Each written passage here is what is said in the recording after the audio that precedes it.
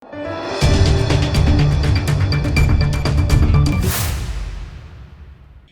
દર્શક મિત્રો, આપ જોઈ રહ્યા છો લોકમૈત્રી ન્યૂઝ. હું છું એન્કર અર્પિતા પટેલ. હવે જોઈએ અગત્યના સમાચાર. નેશનલ ફાયર સર્વિસ દિવસ નિમિત્તે છોટાઉદેપુર ફાયર બ્રિગેડ જવાનો દ્વારા ગુજરાત સહિત દેશના તમામ રાજ્યના ફાયરમાં શહીદ થયેલા ફાયરના જવાનોને શ્રદ્ધાંજલિ આપવાનો કાર્યક્રમ યોજાયો હતો. આજરોજ 14 એપ્રિલ એટલે કે નેશનલ ફાયર સર્વિસ દિવસ તરીકે ઉજવવામાં આવે છે, જે અંતર્ગત છોટાઉદેપુર ફાયર બ્રિગેડ જવાનો દ્વારા ગુજરાત સહિત દેશના તમામ રાજ્યોમાં ફાયરના શહીદ થયેલા ફાયરના જવાનોને માનભેર શ્રદ્ધાંજલિ આપવામાં આવી હતી.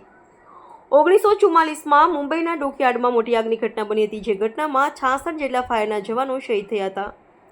ત્યારથી શહીદ થયેલા જવાનોને યાદ અને શ્રદ્ધાંજલિ અર્પિત કરવા માટે આજના દિવસને નેશનલ ફાયર સર્વિસ દિવસ તરીકે ઓળખવામાં આવે છે. જે અંતર્ગત આજરોજ છોટાઉદેપુર નગરપાલિકા સંચાલિત છોટાઉદેપુરના ફાયર બ્રિગેડ જવાનો દ્વારા શહીદ થયેલા જવાનોને શ્રદ્ધાંજલિ અર્પિત કરવામાં આવી હતી. આ કાર્યક્રમમાં છોટાઉદેપુર નગરપાલિકાના પ્રમુખ મંજુલાબેન કોહલી, ઉપપ્રમુખ Parveshbhai Makrani, DPO disaster Bhupendrabhai Patel, incharge fire officer Manoj Dindor, નગરપાલિકાના ચૂંટાયેલા સભ્યો ઉપસ્થિત રહ્યા હતા. Reporter Rafiq Daniwala, Lokmaitri news, Chhotaudepur. ફાયરના શહીદ જવાનોને શ્રદ્ધાંજલિ આપવા આ કાર્યક્રમ રાખવામાં આવેલ છે, જે ખરેખર ઉમદા કાર્ય છે. આ વખતે વર્ષ 2025ના બજેટમાં ડબલ એન્જિન ભાજપ સરકારે એક રાજ્ય અને કોઈ પણ પ્રકારની ઇમરજન્સી ઊભી થાય એટલે નેવી બ્લુ કલરના કપડામાં તમને ત્યાં આગળ થોડાક માણસો ફરતા દેખાઈ જશે. ગામમાં અંદાજિત 80 ફૂટ ઊંડા કૂવામાં એક વૃદ્ધ કાકા 60 વર્ષના પડી ગયા હતા, જેને ફાયર ટીમ દ્વારા સહી સલામત રેસ્ક્યુ કરેલ છે. આ ઉપરાંત છોટાઉદેપુર જિલ્લાની બહાર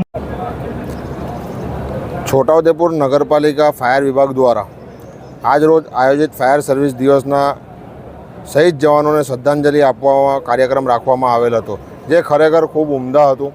આ કાર્યક્રમની અંદર છોટાઉદેપુર નગરપાલિકાના પ્રમુખશ્રી, કારોબારી અધ્યક્ષશ્રી, તેમજ તમામ સભ્યશ્રીઓ અને ફાયર વિભાગની પૂરી ટીમ ઉપસ્થિત રહી હતી.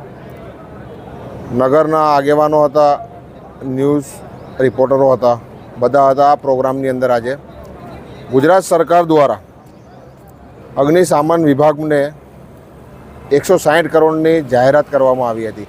તે આ નવા બજેટની અંદર 200 કરોડની જાહેરાત થઈ ગઈ છે, એમાં વધારો કરવામાં આવ્યો છે.